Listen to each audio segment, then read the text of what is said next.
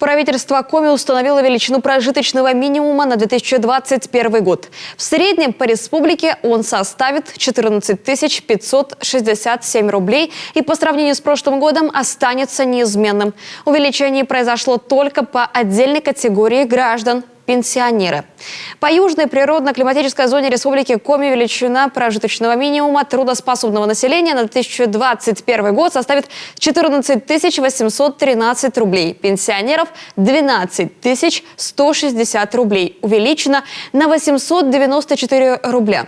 Детей – 13 666 рублей. По северной природно-климатической зоне Республики Коми прожиточный минимум трудоспособного населения составит 18 107 рублей. Пенсионеров – 14 350 рублей. Увеличено на 638 рублей.